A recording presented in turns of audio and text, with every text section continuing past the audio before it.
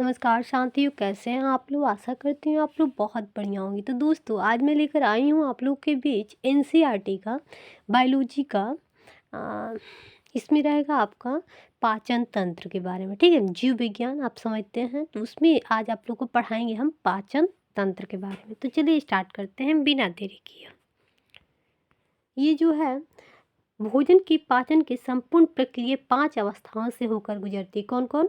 तो अंत ग्रहण मुख से, पाचन से, अवशोषण से, स्वागीकरण से, मल प्रति त्याग से। ठीक है, तो आप लोग समझ में आ गया होगा। चलिए आगे बढ़ते हैं।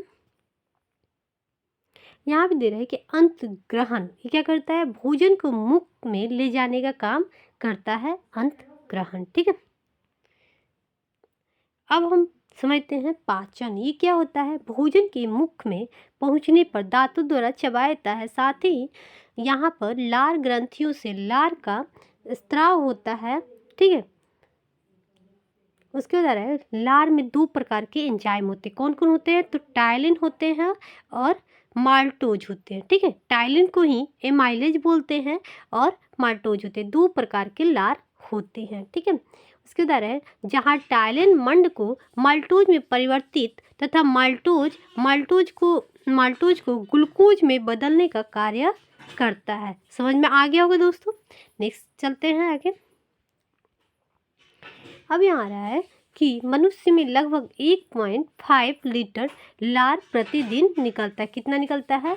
तो 1.5 लीटर लार निकलता है। ठीक है, इसके द्वारा इसकी प्रकृति अम्लीय जो होता है वो कितना होता है? 6 से 6.8 होती है। ठीक है, नेक्स्ट हम चलते हैं अमाशय के बारे में समझते हैं। ठीक है, अमाशय की दीवार में अनेक प्रकार की जठर ग्रंथियां होती है, जिसमें जठर रस का स्राव होता है। ठीक है, उसके बाद है अमाशय से निकलने वाले जठर रस में पेप्सिन और रेनिन एंजाइम होते हैं। ठीक है, तो दोस्तों आप लोग आराम से पढ़िए और मैं एक एक चीज़ आप लोग को बताते चलूँगी। ठीक है, उसके बाद आ रहा है रेनिन दूध की घुली हुई प्रोटीन और किसी नोजिन को ठोस प्रोटीन को कैल्शियम और पैरोकेसिनेट के रूप में बदल देता है। ठीक है, आप लोग समझ में आ गया होगा, है ना।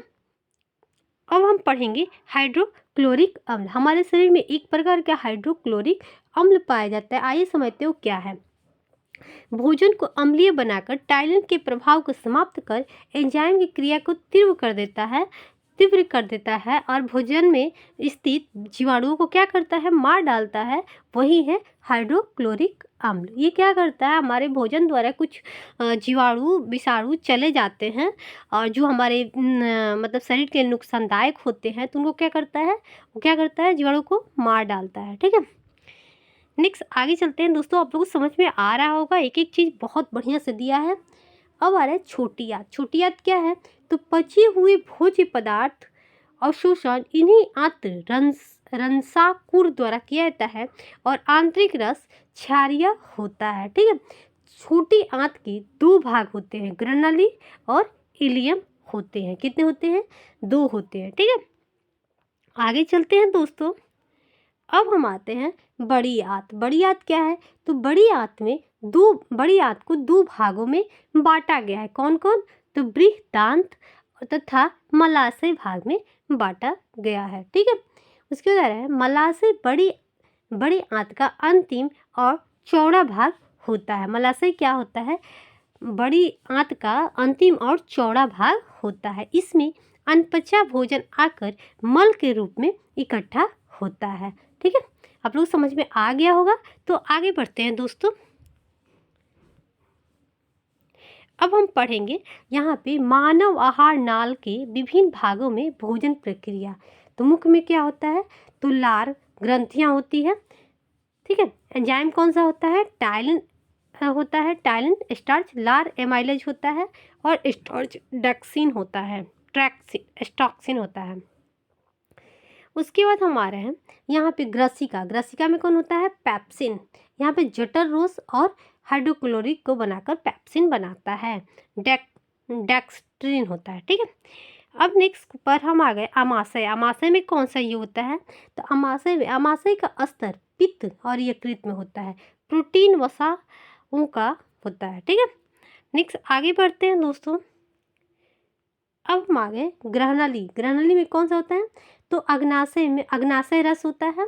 ठीक है, उसमें इसमें होता है एमाइलोलोप्सिन। अग्नाशय में एमाइलेज और एस्टिफेंसिन होता है। उसके बाद लाइपेज भी होता है, न्यूक्लियस टिप्सिन भी होता है। ठीक है, उसके बाद स्टार्च, टॉक्सिन, पाइसक्रीट, वसा, न्यूक्लियस अम्ल इतना पाए जाते हैं। ठीक है, अब हम आ गए इलियम। इलियम क्या होता है, कहाँ पाते हैं? तो आर्द्र रस में, आर्द्र रस के उद्दीक्षों के बीच आंत्र में पाया जाता है। ठीक है, इसमें क्या होता है? सुक्रोज, लैक्टोज, लाइपेज, पेप्टाटाइजेस और न्यूक्लियोयूसोजेस। ठीक है, इसमें होता है वसा, प्रोटीन, पेप्टाइड। ठीक है, इलियम में याद रखिएगा दोस्तों। उसके बाद है क्लोन मलाशय। यहाँ पे तो आप लोगों को पता होगा इसी के द्वारा क्या होता है। अब हम समझ रहे हैं मानव शरीर के एक अन्य अंग क्या होता है? लीवर है। हमारे शरीर में लीवर है। इसको क्या बोलते हैं हिंदी में? तो हम लोग बोलते हैं यकृत। ठीक है, मानव शरीर का सबसे बड़ा ग्रंथि है लीवर। कौन सा है? लीवर। ये किसके आकार का होता है? तो नाशपाती के आकार का होता है, जिसमें क्या होता है? पित्त रस स्रावित होता है। ठीक है, इसका वजन कितना है दोस्तों? तो 1.5 - 2 किग्रा होता है। ठीक है, नेक्स्ट हम आगे चलते हैं दोस्तों। एक एक चीज का आप लोग को बताएंगे। अब आ रहा है यकृत। यकृत में क्या क्या पाए जाते हैं? तो कार्बोहाइड्रेट, वसा, प्रोटीन उपापचय में सक्रिय भाग लेता है। ठीक है, उसके बाद आ रहा है यकृत प्रोटीन के अधिकतम मात्रा को कार्बोहाइड्रेट में क्या करता है? परिवर्तन कर देता है। प्रोटीन का जो अधिकतम मात्रा होता है उसको कार्बोहाइड्रेट में क्या करता है? चेंज कर देता है। उसके बाद है रक्त का थक्का बनने में मदद करने वाला प्रोटीन जो होता है वो फाइब्रिन होता है। और शरीर के अंदर रक्त का थक्का जमने से रोकने वाला जो प्रोटीन होता है वो हिपैरिन होता है। और थक्का जमाने वाला प्रोटीन फाइब्रिन होता है और थक्का रोकने वाले जो होता है वो हिपैरिन होता है। दोनों का हमारे शरीर में होना आवश्यक होता है ना। उसके द्वारा यकृत कार्बोहाइड्रेट उपापचय के अंतर्गत ग्लाइकोजन का निर्माण एवं संचय करता है। ठीक है, ग्लाइकोजन का भी निर्माण करता है। ठीक है, उसके द्वारा यकृत रस के ग्लूकोज वाले भाग को ग्लाइकोजन में परिवर्तित कर देता है। किसमें करता है? ग्लाइकोजन में परिवर्तन कर देता है ना। उसके बाद है यह भोजन में वसा की कमी होने पर कार्बोहाइड्रेट के कुछ भाग को वसा में परिवर्तित कर देता है। किसमें करता है? वसा की कमी होने पर कार्बोहाइड्रेट के कुछ भाग को कैसे में परिवर्तन कर देता है? तो वसा में परिवर्तन कर देता है। अब हम समझेंगे ग्लैंड ब्लैडर मतलब पित्ताशय के बारे में। ठीक है, आइए हम समझते हैं। पित्ताशय जो होता है उसका आकार कैसा होता है? नाशपाती के आकार के एक थैली होता है जो लीवर के नीचे स्थित होता है, यानी यकृत के नीचे स्थित होता है। ठीक है, इसमें यकृत से निकलने वाला पित्त जमा होता है। इसमें क्या होता है पित्ताशय में? तो यकृत से मतलब लीवर से निकलने वाला जो पित्त होता है वो क्या होता है? जमा होता है। ठीक है, अब आ रहा है पित्त पीले रंग का क्षारीय द्रव होता है। कैसा होता है? क्षारीय द्रव है, पीले रंग का होता है। ठीक है, याद रखिएगा दोस्तों।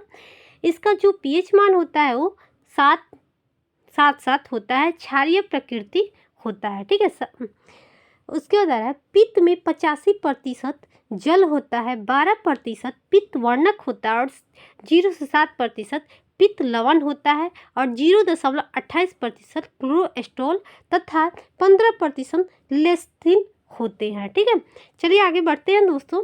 आप एक एक चीज पढ़िए और ध्यान से पढ़ते जाइएगा, बीच में क्लास को मत एंड कीजिएगा, नहीं तो आपको कुछ समझ में नहीं आएगा। उसके बाद आ रहा है पित्त में कोई एंजाइम नहीं पाए जाते हैं। ग्लैंड ब्लैडर मतलब पित्ताशय में कोई एंजाइम नहीं पाया जाता है, ध्यान रखिएगा दोस्तों। उसके बाद पित्त अनेक उत्सर्जित विषैले पदार्थों तथा धातु के उत्सर्जन का कार्य करता है। ठीक है, साथ ही उस वसा का अवशोषण में भी सहायक होता है। ठीक है, पित्त विटामिन ए डी में घुले विटामिनों का अवशोषण में सहायक होते हैं। ठीक है, नेक्स्ट आ रहा है, यदि यकृत कोशिकाएं रुधिर से बिलिरुबिन लेना बंद कर दें तो क्या होगा? रुधिर द्वारा बिलिरुबिन को संपूर्ण शरीर में फैल जाता है, जिसके कारण पीलिया कहते हैं। क्या होता है? यदि यकृत कोशिकाएं रुधिर रुधिर से बिलिरुबिन लेना बंद कर दें, यदि हमारा लीवर जो है, लीवर के कोशिकाएं हैं, वो कोशिकाएं रुधिर से लीवर के कोशिकाएं हैं वो रुधिर से बिलिरुबिन लेना बंद कर दे तो क्या होगा? हमें संपूर्ण शरीर में बिलिरुबिन फैल जाएगा और हमें क्या हो जाएगा? पीलिया हो जाएगा। समझ में आ गया दोस्तों? अब हम चलते हैं अग्नाशय के बारे में। आइए समझते हैं दोस्तों, एक एक चीज बताएंगे, आप लोग धैर्य से पढ़िए सब कुछ, ठीक है। अग्नाशय क्या होता है? तो यकृत के बाद शरीर में अग्नाशय होता है, याद रखिएगा। यकृत के बाद क्या होता है? तो अग्नाशय होता है। यकृत के बाद शरीर में अग्नाशय सबसे बड़ी ग्रंथि होती है। सबसे बड़ी होता है लिवर, उसके बाद यकृत के बाद मतलब दूसरा नंबर पे आता है अग्नाशय, ठीक है। ये जो होता है इसमें नलिका युक्त और नलिका विहीन दोनों प्रकार के ग्रंथि पाए जाते हैं, ठीक है। इसका एक भाग में लंगस हस की दीपिका कहा जाता है। इनके द्वारा इंसुलिन और ग्लूकान नामक हार्मोन का अंतस्रावन होता है, ठीक है। अब हमारे अग्नाशयी रस में 98% जल होता है और शेष भाग में लवण तथा एंजाइम होता है, ठीक है। नेक्स्ट पे आ गए, अग्नाशयी रस का पीएच मान जो होता है 7 से 5 या 8 से 3 होते हैं, ठीक है। इसका क्षारीय होता है पीएच मान, ठीक है, याद रखिएगा। उसके बाद है अग्नाशयी रस में कार्बोहाइड्रेट, वसा, प्रोटीन नामक 3 पाचक एंजाइम होते हैं, इसीलिए इसे पूर्ण पाचक रस कहा जाता है, ठीक है। अब हम पहुंच गए हैं इंसुलिन। इंसुलिन के तो आप लोग बहुत बार नाम सुने होंगे, तो आइए समझते हैं इसको विस्तार से। इंसुलिन का खोज किसने किया था? तो बेंटिंग और तथा बेस्ट ने की थी 1921 ईस्वी में, ठीक है। एक अग्नाशय का एक भाग लंगस हंस की दीपिका द्वारा स्रावित एक प्रकार का हार्मोन है, जो क्या होता है? जो रक्त में शर्करा की मात्रा को नियंत्रित करता है, ठीक है। उसके बाद इंसुलिन ग्लूकोज के उपापचय का नियमन करता है और यकृत में ग्लूकोज में ग्लाइकोजन के संश्लेषण की क्रिया को प्रेरित करता है, ठीक है। अब हम आ गए इंसुलिन के अलावा अल्प स्रावन मधुमेह, डायबिटीज नामक, मतलब इंसुलिन की अल्प मात्रा मतलब बहुत कम हो जाता है, इंसुलिन की मात्रा जो होती है बहुत कम हो जाती है, तो क्या हो जाता है? मधुमेह या डायबिटीज नामक रोग हो जाता है, ठीक है। रुधिर में ग्लूकोज की मात्रा बढ़ने से कम होने से अल्प स्रावन से मधुमेह और डायबिटीज हो जाता है, और रुधिर में मतलब हमारे रक्त में ग्लूकोज की मात्रा बढ़ने से क्या होता है? मधुमेह और डायबिटीज रोग हो जाता है। मतलब कम भी नहीं होना चाहिए और ज़्यादा भी नहीं होना चाहिए, एक मात्रा सीमित में रहना चाहिए, ठीक है। अगर इंसुलिन की अधिक मात्रा में स्रावन से शरीर में ग्लूकोज की मात्रा कम होने लगती है, जिससे हाइपोग्लाइसीमिया नामक रोग हो जाता है। अगर आपके शरीर में ग्लूकोज की मात्रा कम हो जाती है तो आपको कौन सी रोग हो जाएगा? हाइपोग्लाइसीमिया नामक रोग हो जाता है। ये क्या है दोस्तों? तो हाइपोग्लाइसीमिया जिसको हो जाएगा उसमें क्या होगा? जनन क्षमता तथा दृष्टि ज्ञान कम होने लगता है और व्यक्ति को अधिक थकावट तथा ऐंठन महसूस ज़्यादा होता है, ठीक है। जिसके अंदर ये बीमारी हो जाएगी उनको क्या होगा? ज़्यादा थकावट फील होगा और उससे लगेगा पूरे शरीर में दर्द जैसा फील होगा। तो चलिए आगे बढ़ते हैं दोस्तों। अब हम कुछ वस्तुनिष्ठ प्रश्न के बारे में पढ़ लेंगे, उसके बाद फिर आएगा, ठीक है। मानव शरीर में कितनी फसलियाँ होती है? तो 12 जोड़ी। कितनी होती है? 12 जोड़ी। एक स्वस्थ मनुष्य प्रतिदिन पेशाब करता है कितना लीटर? तो 1.5 लीटर। कितना करता है? 1.5 लीटर, ठीक है। अब आ रहा है किशोरुक रज्जु में तंत्रिकाएं निकलते हैं कितनी जोड़ी? 31 जोड़ी, ठीक है। अब आ रहा है मानव के शरीर में स्मरण शक्ति होती है कहाँ में? तो सेरिब्रम में, ठीक है, याद रखिएगा दोस्तों। लार किसका पाचन में सहायता करता है? तो स्टार्च का, ठीक है। अब वसा का पाचन करने वाला लाइपेज नामक एंजाइम किस अंग द्वारा स्रावित होता है? तो अग्नाशय द्वारा। ठीक है। उसके बाद आ रहा है लाइपेज द्वारा वसा के जलीय अपघटन के पश्चात क्या प्राप्त होता है? तो वसीय अम्ल और गिल्सराल। ठीक है। उसके बाद आ रहा है कौन सा पाचक हार्मोन छोटी आंत से स्रावित होता है? सिक्रेटेन। ठीक है। पित्त का संचयन कहाँ होता है? पित्ताशय में। ठीक है। उसके द्वारा पित्त का निर्माण यकृत में होता है। कहाँ होता है? यकृत में होता है। यह वसा को वसीय अम्ल को तोड़कर पाचन में सहायता करता है ना। अब मर्मस, गलसुआ, पैरामिक्सो वायरस द्वारा फैलाए जाने वाली बीमारी है जिससे पैरोरीड ग्रंथि में सूजन, जलन, दर्द होने लगता है। ठीक है। अब आ रहा है मानव शिशु के जन्म लेने के 6 महीने पश्चात दांत निकलना आरंभ हो जाता है। ठीक है। किस अंग में प्रोटीन का पाचन पूर्ण होता है? तो आंत में। ठीक है। उसके द्वारा अमाशय की भित्ति में कौन सा हार्मोन स्रावित होता है? गैस्ट्रिन। ठीक है। अब आ रहा है लार के टाइलिन एंजाइम किस माध्यम से क्रियाशील होता है? तो हल्के अम्लीय माध्यम से। अब आ रहा है अमाशय के दीवार में पेशी संकुचन क्या कहलाता है? तो क्रमाकुचन। ठीक है। पाचन तंत्र के किस रस में क्लोरोस्टोल पाए जाते हैं? तो पित्त में। ग्लाइकोजन किस में जमा होता है? तो यकृत में। ठीक है। पेप्सिन, रेनिन, इंसुलिन में कौन सा एंजाइम पाया जाता है? तो इंसुलिन। ठीक है। पाचन प्रक्रम में किसकी सहायता मिलती है? तो एंजाइम की। ठीक है। अब आ रहा है मानव शरीर के सबसे अधिक कठोर होता है दंत वलक। ठीक है। 3 से 4 वर्ष के बच्चे के दूध के दांत में शामिल नहीं होते हैं तो अग्नचर्वक। ठीक है। कार्बोहाइड्रेट किस रूप में शरीर में संग्रहित होता है? तो ग्लाइकोजन के रूप में। अमाशय में भोजन के जीवाणु कौन नष्ट कर देता है? तो HCl, हाइड्रोक्लोरिक अम्ल। हाँ ठीक है। मानव शरीर की किस संरचना में कृमि रूप परिशेषिका पाई जाती है? तो बड़ी आंत में। ठीक है।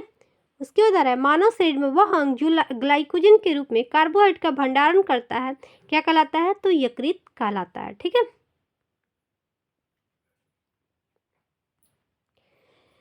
अब आ रहा है एक स्तनधारी में सबसे बड़ी ग्रंथि कौन सी होती है? तो लिवर होती है। ठीक है। अग्नाशय मानव शरीर की दूसरी सबसे बड़ी ग्रंथि कौन है? तो लिवर है। ठीक है। उसके बाद आ रहा है पाचन क्रिया के समय आहार नाल में स्टार्च का अंतिम उत्पाद क्या है? तो ग्लाइकोज है। ठीक है। कार्ड मछली की यकृत तिल में कौन सा विटामिन प्रचुर मात्रा पाता है? तो विटामिन ए। ठीक है। लंगर हैज की दीपिकाएं किस अंग में उपस्थित? तो अग्नाशय में। ठीक है। अब आ रहा है मानव शरीर में किस अंग में हार्मोनों के साथ पाचक एंजाइम मिश्रण होता है? तो अग्नाशय में। ठीक है। जठर ग्रंथि किस अंग में पाए जाते? तो अमाशय में। ठीक है। उसके बाद यकृत द्वारा किस प्रोटीन का संश्लेषण संग्रह किया जाता है? तो फाइब्रोजेन और प्रोनोमेबिन। ठीक है। यकृत में उपस्थित कौन सा पदार्थ मानव शरीर में रक्त को जमने से रोकती है? तो हिपेरिन। उसके बाद लंबे समय तक उपवास रखने पर सर्वाधिक प्रभाव शरीर के किस अंग में पड़ता है? तो विक मतलब किडनी पर पड़ता है। ठीक है। मानव शरीर में पाचन का अधिकांश भाग किस अंग में संपन्न होता है? तो छोटी आंत में। ठीक है।